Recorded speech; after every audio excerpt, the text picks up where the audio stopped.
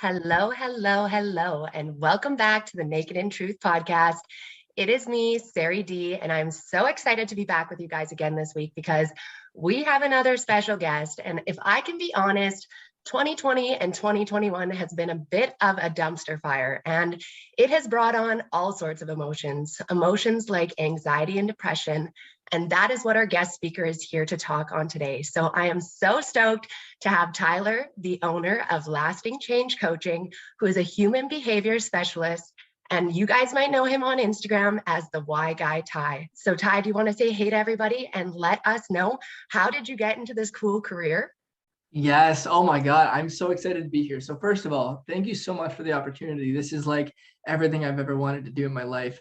Fabulous. So essentially, for me, this journey started, to make the long story short, when I was getting into high school. I saw that everybody claimed to be depressed and anxious and bipolar and the whole nine yards. And obviously I didn't understand anything I do now, but I remember just seeing it and I was like, they didn't seem to be depressed to what I thought that would look like. They didn't seem anxious. They seemed like they were in a great time.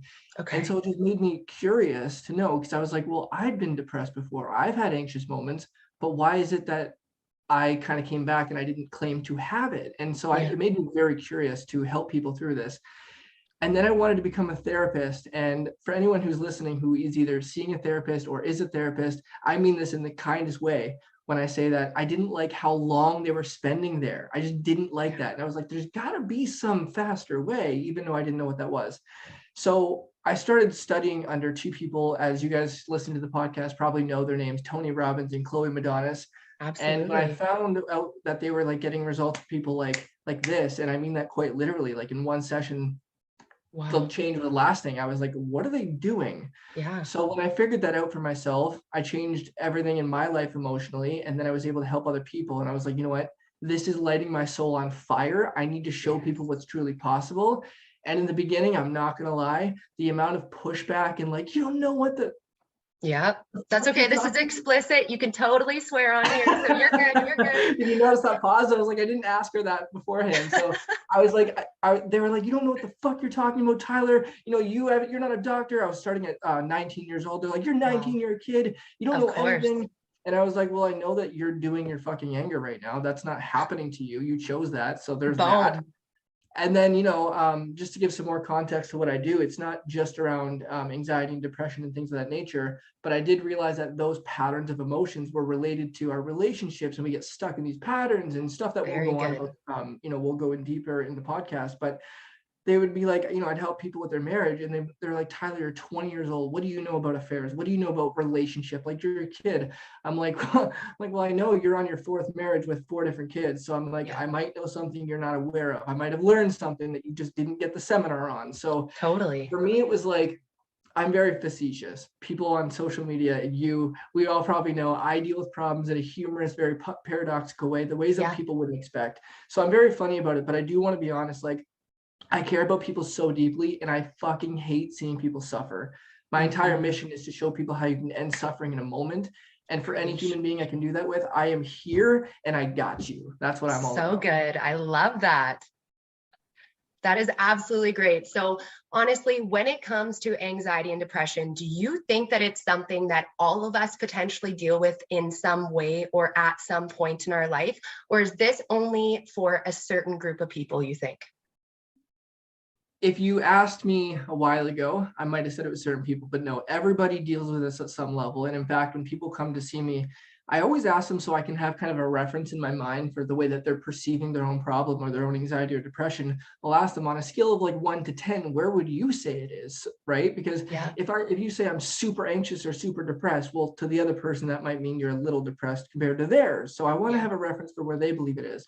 And when they tell me, well, it's like a 3 or 4, I'm like, oh, so you're a human experiencing life? Like, that's not, there we go. Sincerely, that's not a problem. If you're going there all the time and you want to reduce it, we can show you how. But sincerely, like, you need some amount of uncertainty in your body to feel alive inside. You need that. Like, guys, I'll tell you guys right now, as I'm recording this with this amazing woman here, I have what people would call anxiety in my body, but I don't choose to label it that way. Thus, it's excitement. I've chosen to label it something different, which again, we'll go into later, but the words you attach to your experience become your experience biochemically. And so when we can start to understand this, like I feel quote unquote anxiety all the fucking time, but it's not anxiety. It's I'm fucking excited. I'm ready to go. This is going to be amazing. And so everybody experiences loss, which is what depression is. It's the illusion of loss of something special. It's the illusion of loss or that we'll never have something or we have less. It's a perception in our mind. And that meaning will always create depression. And when we feel like we're powerless to change it, that's when people start really suffering. So we're all going to experience that at some time in our life. The question is not only what you're going to do about it, but the question is, are you willing to find the answer and realize that you're not, that doesn't define you? Yes. Are you willing to put in the work to change it, right? Yes. And the biggest thing for me, it's the smallest distinction, but I find it's the smallest distinctions in life that makes the biggest impact in your life or other people's. And I tell people depression and anxiety are very real experience and emotion, but they're not who you are. So people will come to me and say, Tyler, I'm a depressed person or I'm an anxious person. And I will tell you, no, you're experiencing that. Even if you're at the point where you want to take your life, you're experiencing that. And that experience is extremely real. And we're going to help you with that. Yeah. But the first step is realizing that is not you and that does not define you. You're going through that experience. We can shift your experience, but we can't change who you are. That's so true. And I think that we put this label on ourselves. And, you know, as somebody who has very much dealt with depression and anxiety from a very, very young age, it is something that you do kind of just like label yourself as, right? Because you know that you can always become victim to it. And that's why I'm so excited about this podcast, is that even though I've learned so many different tips and tricks throughout the years to be able to manage this myself without medication, without a psychiatrist. And don't get me wrong, we're not here to say that those things are bad and that you shouldn't do them overall. Like everything works different for other people. But at the same point too, I think that we need to make sure that we are in charge of our emotions and who we are as people. And that's what we're really here to teach you on this podcast, is how you can take over these emotions yourself and not define yourself as that overall. So I'm so excited to get into this further with you. Yes, it's so big. And like I tell people, like the strongest force in the human personality is the need to stay consistent with how you define yourself. And so you could be super fucking happy, you could be aroused, you could be excited, you could be all the beautiful things in the world. But if you define yourself as I am an anxious or depressed person, not I'm experiencing this, I that is who I am. You're always going to go back there because that's kind of where your waterline settles in who you are. So if we didn't know who we were, we wouldn't know what the fuck to do. That's very true. I am statements are so powerful. Oh my God. They literally define every thought, every behavior, every decision, everything you'll ever do in your life. That'll be your waterline and you will fight that to the end. People will die to maintain an identity. This is why I'm drinking water. People will die to maintain an identity. Yeah. So like people ask me all the time, first of all, Tyler, are you always so happy? The answer is fuck no, but I don't stay in suffering. I let myself feel it for like 90 seconds. And neuroscience has shown studies that when an emotion goes through your body because you had a thought or whatever the fuck it is that triggered that feeling, if you for like 90 seconds just feel it, like let it go through your body. After 90 seconds, the only way you can continue feeling those chemicals in your body is if you keep thinking about the same thing or focusing on the same thing that made you feel that. So you keep re-triggering it. Yeah, absolutely. And like, that's the thing, you got to make sure that you acknowledge your emotions without becoming victim to them. Like, it's okay to feel these types of things. Like Tyler said, life is stressful. You're going to get hit with anxiety and depression at different points of your life, but that doesn't mean that that needs to be you. And so when I think about you and your clients, what do you feel like this past year has really shown you as a coach that is a similarity in a lot of cases that you see with depression and anxiety? Oh, that's a great question. So first of all, amen for asking good questions, because quality questions equals quality answers. So I think the biggest thing for me, as simple as this sounds, I try to simplify the biggest answers to the smallest things so people actually understand it and they can do something with it. And what I've noticed for me, this is going to trigger a lot of people, and I'm excited that it will, because I like stirring up the things people don't want to talk about. But no, I'm just kidding. Half kidding. What I've noticed is through people going through job losses or through people going, they were at least before in the midst of this, we're always getting to the end, it feels, but When it was at its peak, the worst in COVID, people were so like stuck in their homes and in close quarters, and there was so much uncertainty and there was so much going on that we went into a state of fear. And in a state of fear, it's going to lead us to anxiety. It's going to lead us to feeling depressed, especially if we feel like we can't do anything about it. And the number one thing I told all my clients, and I've noticed this in myself too, and I worked with people again who are suicidal, the whole 9 yards. And as bad as this sounds, I say this because the truth will set us free, is that the only way you can continue to feel those things is if you focus on yourself, what you don't have, what's missing, what's going wrong with you. But I always tell people who are at their lowest moments, and my Instagram, I'm telling you guys this too, and anyone else who's hearing my voice, seeing my face right now as I say this, when you step outside yourself and you help someone who's in a worse off position, it gives you a sense of meaning in your life. And in that moment, you will feel good, like very good. There's no positive thinking. It's no bullshit. It is, you will actually start to feel meaning in your life, and that becomes more addicting than your problem. Yes. I want to say one other thing on this. Guys, I am so direct and I understand that. But again, the truth will set you free. The only time in your life that you can't solve your problems, such as anxiety or depression, we'll stick to that topic, obviously.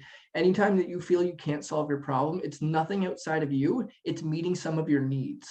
And so we get kind of habitually addicted to feeling it.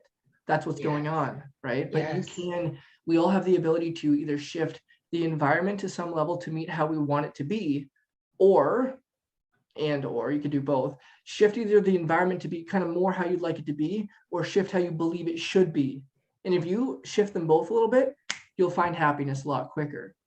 Very good. I love it. Okay. So you brought up something really good. Like you had mentioned that during this time, especially at the peak when we were locked in our homes, we were starting to become fearful. And at that point too, because these fears were coming up, we were actually losing part of our identity, which you say, at least you did earlier in this podcast, of how important that is and how much we put up pride to make sure that we keep that identity, essentially, right? So not only are we losing our identity, but now we're creating fear in our lives. And when you are fearful or you are stressed, those are the two worst times to ever make a decision. So if you're making any type of decision in your life, period, you're probably not making one that's good to your identity and is not bringing you a lot of confidence overall to who you are as a person. So that's one thing that I really got from something that you said there and just earlier on in the podcast too.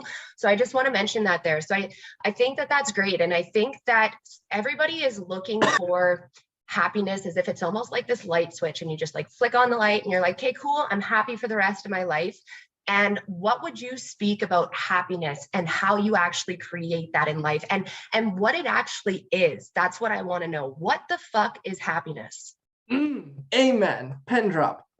So I made a post about this a couple weeks ago, and it's the first time I ever did it, but I just didn't think my audience wanted to hear it. And then it turns out they fucking loved it. So here we go. That's a great question. So what I've noticed over working with people for the last 5.5 years through all these challenges, there's a few patterns to happiness that creates it. And you can be like, oh yeah, Tyler, like whatever the fuck you say. Well, listen to me. And if you think about it in your own life first, you'll notice it's true. I didn't make this shit up. I just saw it. And I was like, I'm seeing the pattern everywhere I go.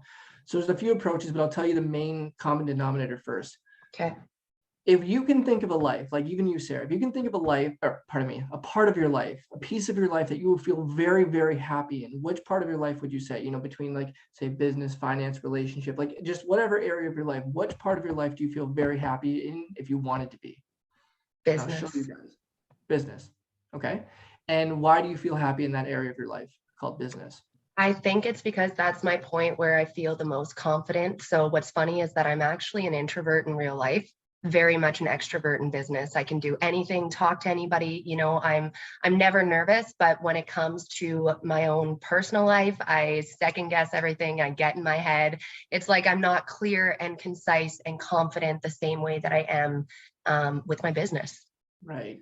And so would you say that where you are in your business, the way the circumstances are in your business is kind of how you pictured it would be? Like how you I actually think it's a bit better. Yes. Okay. That's perfect. I love where you just went there, because that's the next part I was going to say. I guide people through this. You're the first one who's done this. So for everyone listening, I want you to notice, I asked her where an area of her life is where she feels most happy. She said business. I asked her if it was, kind of met the the expectations of what she had, she said it exceeds that. And if you're not seeing, if you're only listening to the podcast, you didn't see the massive smile that was on her face when she said this. Happiness comes, there's literally a formula for this. Happiness comes when your life conditions, LC, that's what it stands for, right? LC, Okay. when your life conditions equals your blueprint, BP. So when your life conditions equal your blueprint of how you your core expectations of how you thought it would be, you're fucking happy. Yeah, it's so true. And when it exceeds it, again, she's smiling like crazy. When it exceeds it, you're over the fucking moon. I'm the same way. By 26, I had my 26th birthday 2 days ago. When I never thought that I'd be where I am in my business. I thought where I am right here, I'd be 30 or whatever. So I'm over the fucking moon. Right. People ask me why I'm happy. I'm like, well, because most of the areas of my life, I'm surpassing where I thought I'd be. That equals over the moon. If you look at people who are unhappy, we don't need to call it depressed or anxious at the moment, just like unhappy in general, whatever that means to them. I guarantee if I asked you, like even Sarah, like I'll ask you, where's an area of your life that you're not quite as happy in? We all have an area. Time, your relationship. Honestly, my time, that's like the biggest thing that I'm working on right now. I actually just sent a message to my coach this morning about how my priorities had to shift. I had to drop some workouts this week, and I've been feeling a lot more stressed just because there's a lot of things that I'm trying to finish before the end of the year. So it's like bigger projects than my regular time. And if you're an entrepreneur, you know how fucking hard it is to set up a solid schedule for yourself where you just feel like every week is consistent. And I guess that's like the biggest area that I felt like my life was lacking consistency in. And so now it's like I'm getting so close to having it there, but I'm not there yet. And it's hitting me. That's all I can say, because I am somebody who likes to have my shit in working order. You know what I mean? Yes. And that's so exactly it, right? So your life conditions in the area called time, which is, by the way, that's an entire life, like an area of life itself. Like I tell people there's 7 areas of life. That's one of the major ones. That if we look at that right now, your life conditions in the area of your time does not meet kind of the expectations or the core hopes, wishes, whatever the fuck you want to call it. Of not even close. Exactly. So when your life conditions does not equal your blueprint or your expectations of how you thought it'd be. I use stressed and anxious over here. That's what that equals, right? Exactly. I'm using very nice words. So it's like happy. It sounds weird, but happiness comes from when your life conditions equal the way you thought it would be. A very simple way to put it. And for anyone who's listening to the podcast and you thought about it, you realize that yourself. And I only know this because working with so many, I don't even know how many fucking people at this point, but it's all the same thing. It's not a pattern I made up. It's just something I witnessed. Now, here's the other things, other couple of quick things I wanted to say about happiness. There's a few different approaches to happiness in general outside of that, like that formula I gave, and they're not all sustainable. Number one is the Western way. The Western way, it's what I call like the Rockstar Approach, which is like, give me everything and I will be happy. That's exactly, yeah. Which doesn't fucking work. Like, give me all the fucking dopamine, all the achievement, and then that's when I get the call from the person making $50,000 to $100,000 a month and she feels suicidal. Like, that's not going to make you fulfilled. Whatever you're after what you think it'll make you feel, and that's not going to work. It's just going to be the next thing and the next thing. So there's the Western approach. Okay. Then there's the Eastern approach, which is dropping all your fucking expectations of life completely. Therefore, life is better than it's like, life is better than I expect, right? Which again, not sustainable, because then you don't really have a quality life. Yeah. There's 2 other approaches. One is the flow state, which is, when I help people get into peak performance, if they can't function in their job or whatever it is, I help them like turn them around like that. In the same way as, when people are feeling suicidal, turning them around, I show them how they can trigger a better state in a heartbeat. It doesn't take a few minutes. It literally takes seconds to be in a peak emotional state of like, let's do this, like happiness, euphoria, ecstasy, whatever it is. It takes seconds. But the reason I say this is because we've all had a moment where we're with our kids, or we're in business, or with our loved one, our spouse, we're, I don't know, in the middle of sex, it doesn't matter, but we're in a moment where just things are flowing through us, time disappears, and we're loving it. It's like where the demands of the environment, whatever we're doing, meets our level of ability. We feel on top of the moon, on top of the world, whatever. But that's not lasting, because we're not going to be in that state all the effing time. That's kind of more of a state that you go into to perform at your best to get the thing done. But then you kind of go back to like your water line, your water level. That's just human. That's the biochemistry of a human being. The only thing that is sustainable, okay, so I give you the blueprint to happiness, the couple of approaches that the world has found. And then there's the only sustainable way, which is growth and giving beyond yourself. Because we feel most alive when we are growing emotionally, physically, financially, our relationship, our bit, like when we're improving, holy shit, we just feel like, yes, I'm going, this is amazing. We feel like it could be 1% better each day, 0.5%.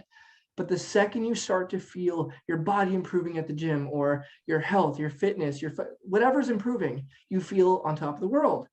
And whenever we're giving with here's the key word, no expectations in return. Yes. If I give to you, Sarah, and I don't need stars on my chart. I don't need someone to say, attaboy, good boy. I don't need to put it on social media. If I give to you and it made like a meaningful difference, even in the smallest way to you, that will stay with us, and we truly feel happy and fulfilled. So growing, yes, growing and giving is the only sustainable way to this happiness game. You are blowing my mind here. Okay. So there's a lot of really cool things that you touched on there. And when it comes to giving, it's really funny because I just did a podcast about accepting a damn compliment. And that in that I had said, it's important to accept gifts from other people too, because that actually hurts the person who's trying to give it to you when you don't accept it, because they are genuinely wanting to do it with no expectations, or they're wanting to do something nice for you. But we're programmed to assume that everybody has an expectation, which in turn makes that person receiving the gift feel bad and say, I can't accept this from you, or feel like they need to give it back in return. But really, at the end of the day, we are designed to help each other. We are designed to help each other level up, which is why, like when Tyler said that when you're feeling good like that, like when you're growing and leveling up, that is making you feel good. That's not just making you feel good. People feel that fucking shit off of you, and now they're feeling good. They're encouraged to level up. So I really think that is definitely the blueprint to happiness overall. And, when we look at the different approaches, I think that this is really interesting because we are so greedy, you know what I mean? And that Western approach that you described is that greedy side of us, where it's like we need more and more and more. Like nothing makes us feel fulfilled, and you need to be able to be happy with what you have now, or else you will never find it. Because at the end of the day, there's a reason why people who are the poorest or who have lived some of the worst lives are way more fucking appreciative than any of the people who have had really good lives, never really had a lot of struggles, because they know what to hold on to and what to appreciate. Then you look at the Eastern approach, and these guys are like, fuck it, I'm just going to drop all my standards altogether so that I can actually have a life that I enjoy, because I'm never going to be let down because now I don't have any standards.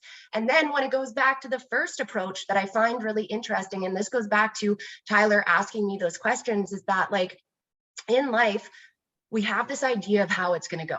And let's just, his was that he was going to have his business by the time he was 30, rocked it out by 26, super successful, right? You look at me, it was the same thing. I wanted to be a personal trainer by the time I was 25. I wasn't just a personal trainer, I was owning my own business successfully, right? So that's where we found that happiness, because it did very much exceed what our outlook was of what success was looking to us at that point.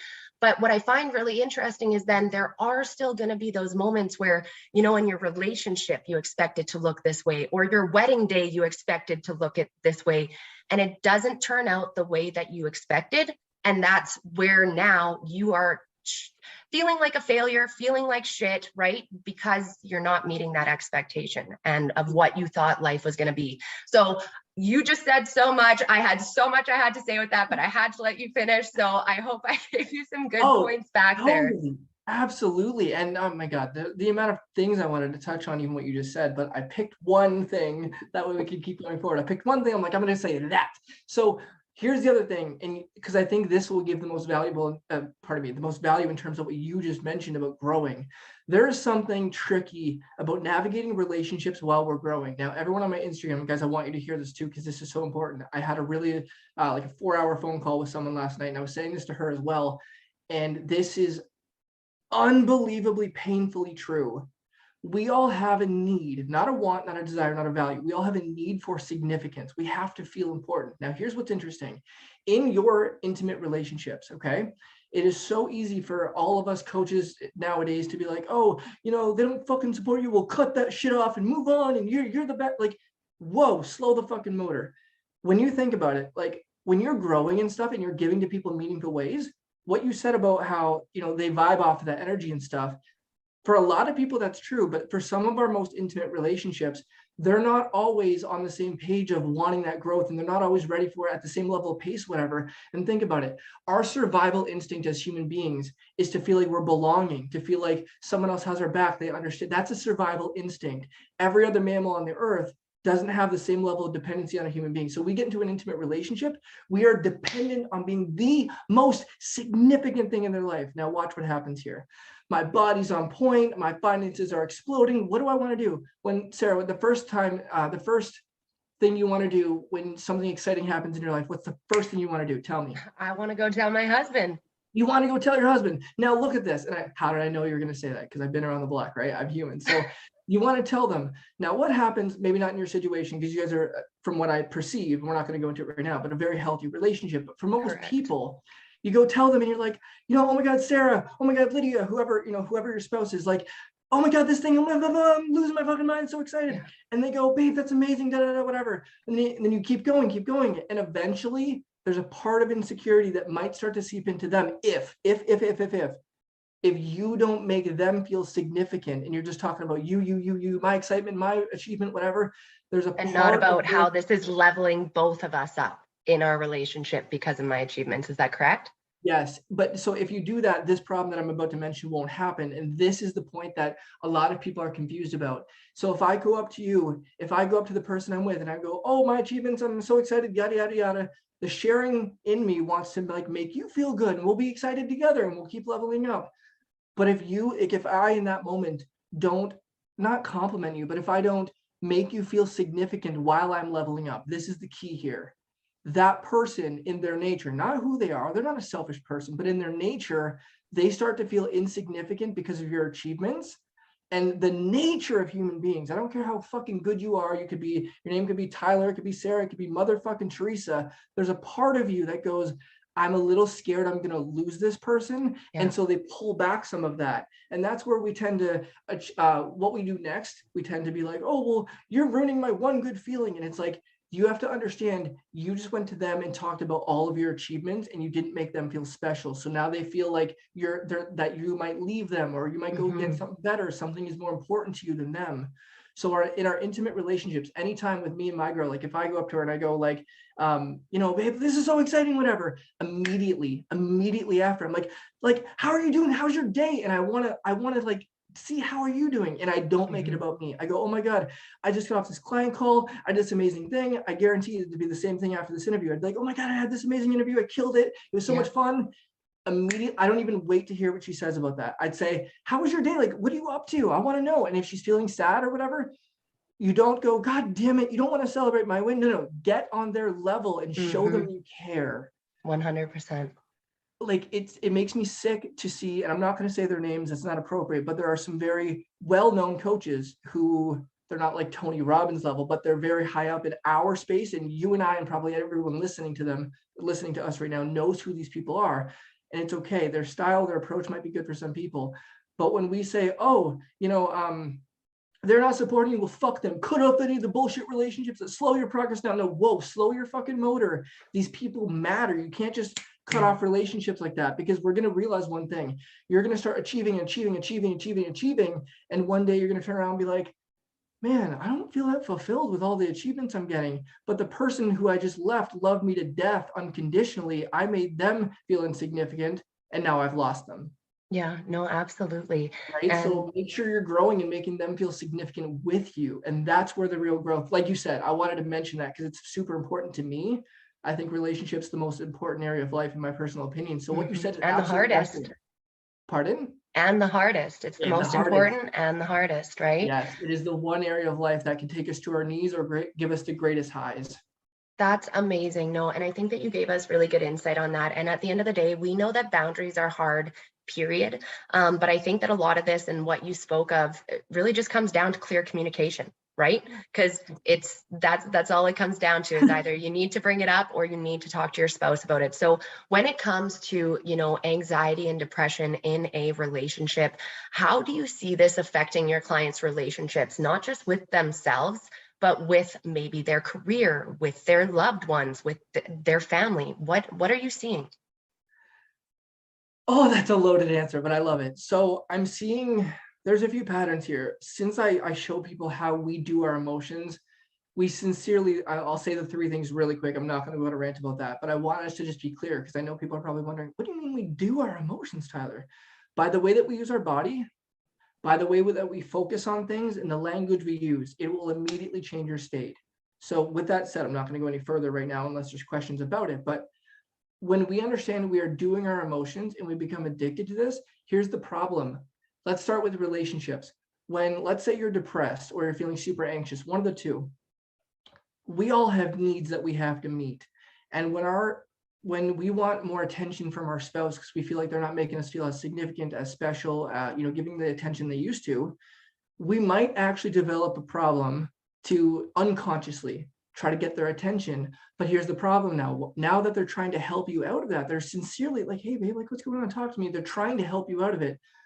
But now that that is meeting your needs, your brain links up, wait a second, having this problem of depression or anxiety actually gets me this. So unconsciously, we will, for only positive intentions, there's no malicious intent here. We're going to keep the problem. Now, here's the thing.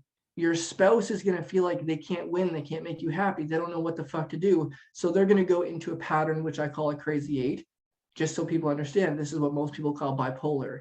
They're going to get super angry because they feel out of control. They don't know how to do this. So they feel super out of control, super uncertain. They don't know what to do. But eventually, after blowing up, they feel really guilty, either because they hurt you, not physically, but they just upset you, made you feel misunderstood, or they just feel bad because like, that's not who I am. I really do love them. So now they get hard on themselves and they get depressed. Oh, I shouldn't have done that. I shouldn't have said that. God damn it. I'm not that kind of person. After a while, they're like, God damn it. I got to change that. And then they get angry again. And they keep going back and forth. And if they can't figure out how to make this relationship work, how to make you happy, who's feeling depressed or anxious, if they can't figure out how to do that, they have to break out and go to somewhere where they know how to win and feel good, because they just can't get it here with you. So they'll go to work or they'll go to their kids and create an addiction there, because they're just looking to feel like they actually can make an impact and have control somewhere. Not control in a bad way, but so that's the part of the relationships. So you're going to create damage in your relationships, believe it or not. So we really have to take responsibility for what's going on in our own emotional experience. And then for our work, it's just, we might become addicted to our work because it's somewhere we actually feel like, it's meeting our blueprint. That's how I thought it would be. Or for some people, it might be like, it's one place I can feel happy. Or maybe for some people, they seem to not be able to function because they're even more depressed with it when they go to work because it's what they hate. So it really all depends from person to person.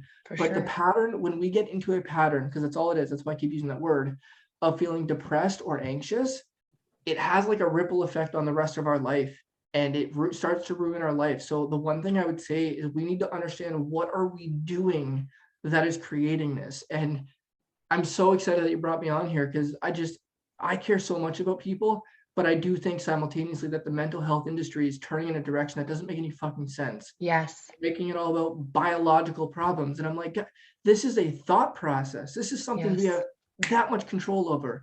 Why do you think, this is a rhetorical question, but like, why do you think there's people such as Tony Robbins, Chloe Madonis, Milton Erickson, Richard Bandler, Virginia Satir, all these therapists, all these coaches, you and I, all these people who are actually doing things to help people get results like this out of their depression and anxiety, but no one's going in that direction? Why? Because somebody once said, if you tell a big enough lie loud enough and for long enough, eventually people will believe you. Hitler said that.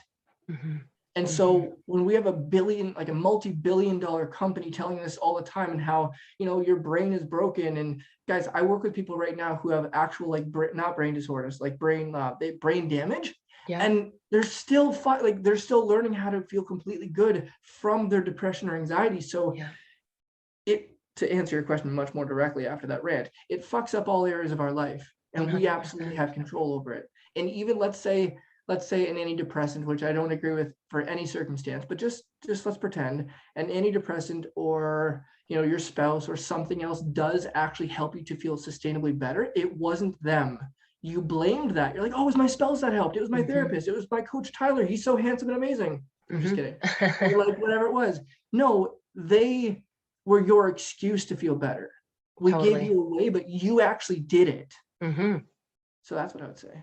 We're so accountable for literally like everything in our life, our emotions, the way that we're thinking. Like, I hear you 100% on that. And, to go along with the medication side of things, like, I am on the exact same page as you, but I think that if we are prescribing medications to people that are strong enough to put them into psychosis, that we should be having weekly, like, psychiatrist check-ins with the people that are on the medication. And it doesn't mean that it needs to be in the office. Now we have, video calls. It can be a call in, whatever, but this stuff needs to be regulated because of the fact that it's not actually changing the pattern of thinking in your head, and it's solely just masking the problem in and of itself, and you're not actually getting any growth from it. You're going to have to take this medication for the rest of your life. You need to make sure that these people are monitored appropriately, because there are a lot of serious side effects with this medication. And having people in my life that I've almost lost because of it is why I'm so passionate about this topic. And until you see somebody so low at that point, and you see some negative effects, like what can happen with this medication, you will become passionate about it too, especially knowing that it comes down to us no matter what, right? Like, that's just the final answer. So when it comes, I got another question here for you, Tyler, because you just keep saying that this is a pattern.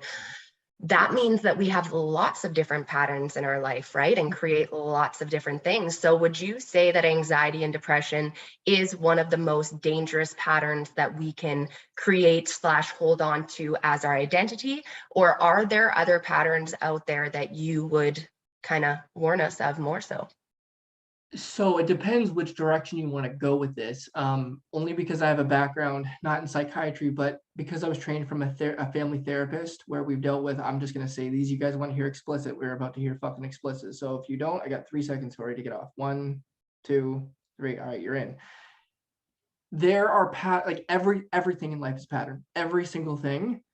And so I've dealt with people who are going through incest. I've dealt with people who are going through physical abuse, people who've gone through tragedies like rape, trauma, like just literally everything. So we could talk about, our habits to success during the day. That could be a pattern that could, be bad for you if you're not in the right, patterns of habit to create success.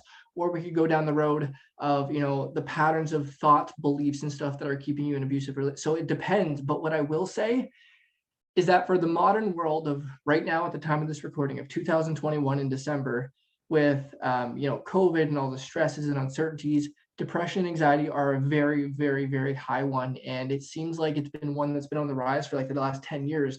My best encouragement for people who are going through this, well, first of all, to answer your question more directly, yes, I think this is the biggest, most common pattern people need to be aware of, because I'm just going to be honest and say this out loud.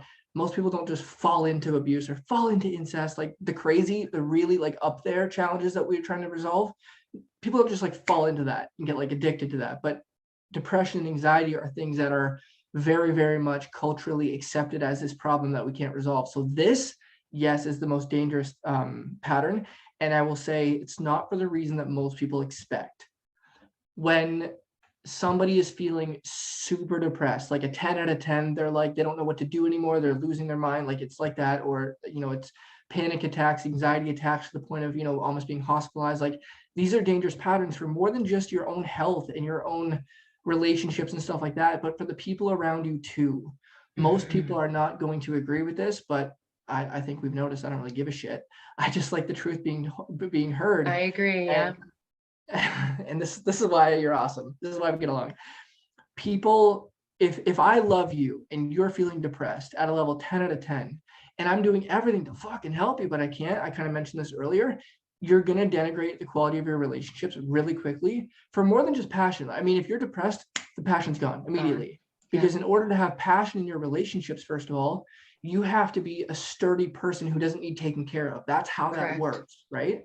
So anyone listening right now who is, say, a woman, nobody likes a man who needs to be taken care of. There's no passion in that. That's just how that works. It ain't sexy. It's not sexy. It's not sexy. And the same thing goes for a man. Like if he feels he has to take care of a woman, there's a difference between like, I want to provide for her to light her up, and I need to take care of her. There's a difference there. So when we're feeling depressed and anxious, that is a vibe of I need to take care of my partner, which means number one, passion's gone immediately.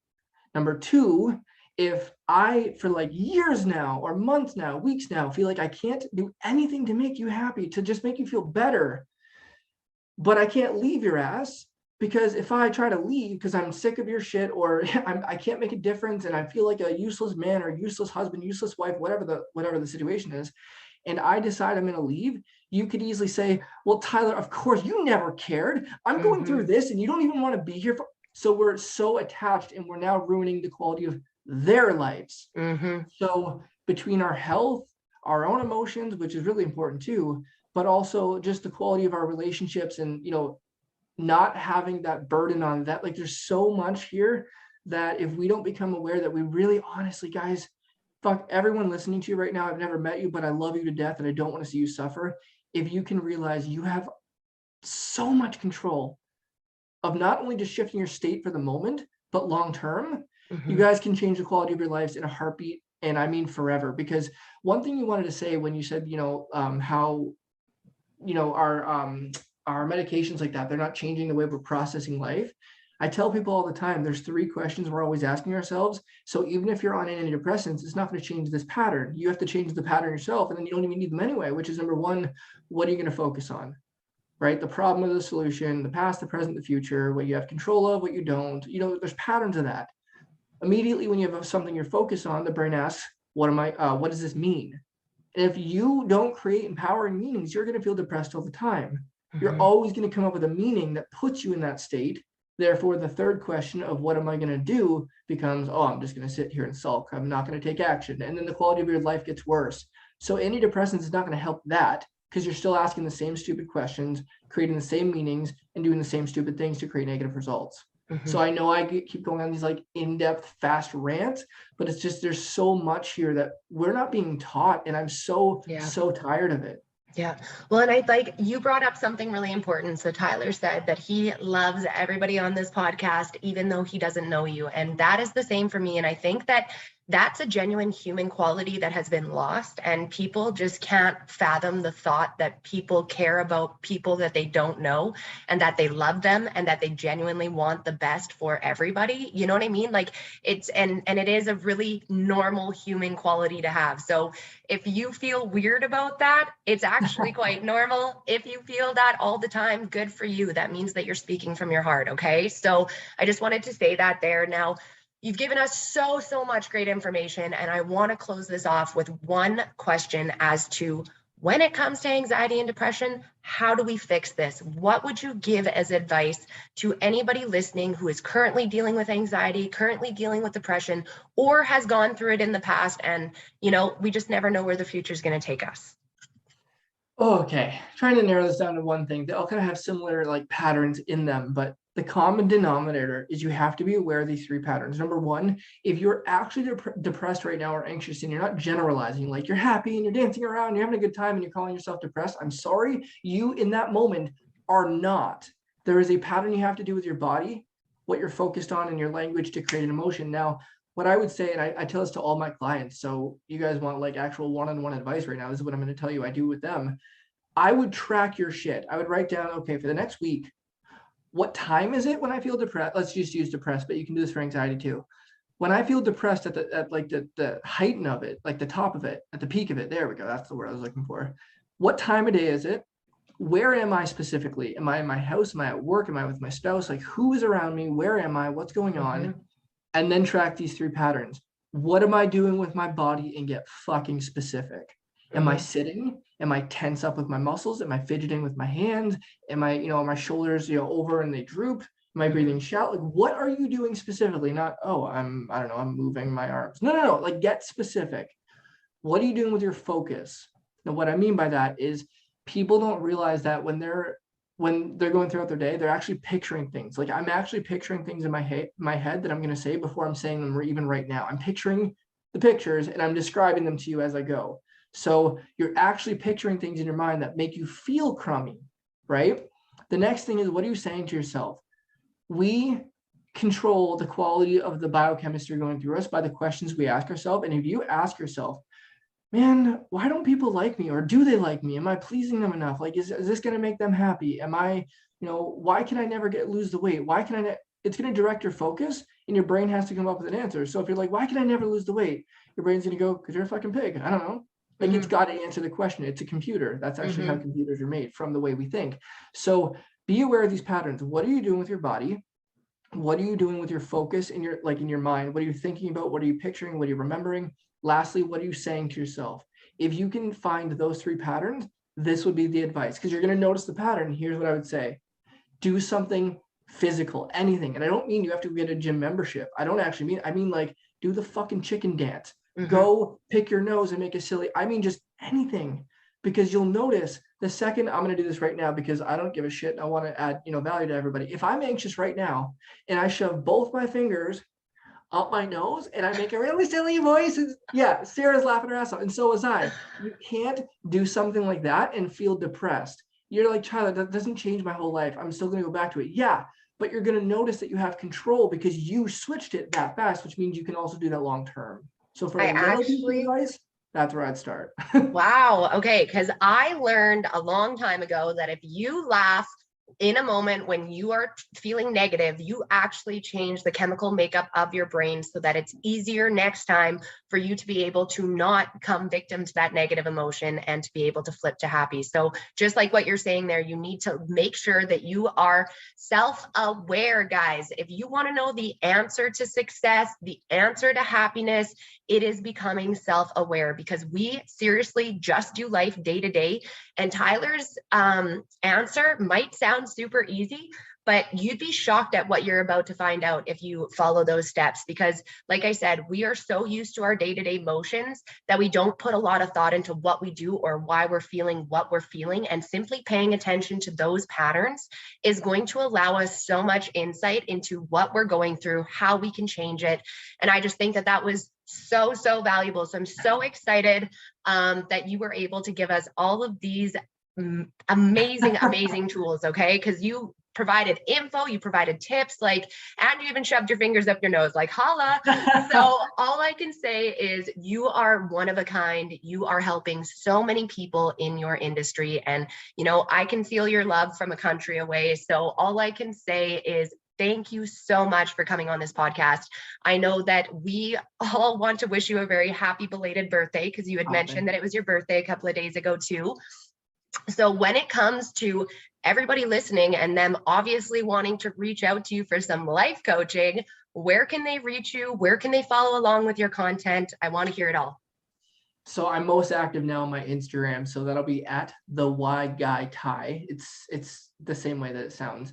Or on my Facebook at Tyler Charlebois. But before we close off, there's one other thing I wanted to say. Yeah. People ask me sometimes how, if you were to be genuinely, Sarah, if you were to be genuinely angry at me, I would usually go to laughter, or I think it's funny or humorous or something like that. And people always ask me, how are you that positive if something's going on? I'm not doing that consciously. It's something like what Sarah just mentioned. This is why it came into my head.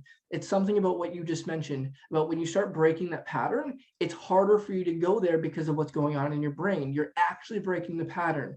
Once you've done that, which is, by the way, what I meant about the fingers going up the nose and stuff, all you're doing is you're breaking the neural pathway that leads to you feeling depressed or anxious. You're breaking the pattern, which means it's harder to go there. Amazing. Once you've done that, you can change the stimulus response of something. So someone used to get angry at you and used to go and get anxious and whatever. You can literally make it, once the pattern's broken, you can literally make it so that same stimulus of them being angry at you genuinely makes you laugh. That's not a fake response. Your nervous system naturally just responds that way to you. Right? Yeah. So I just want to close off with that. And if you guys want to understand more, definitely just DM me or whatever. I don't want to go on for those 6 hours, which you and I totally could. Yes. Instagram at the Y Guy Ty, or on Facebook at Tyler Charlebois. Beautiful. That is fantastic. Well, thank you so much again, Tyler. I will tag his Instagram down in the notes, and you guys make sure to go check out his page. Okay. So thank you guys so much again for tuning in, and I will check you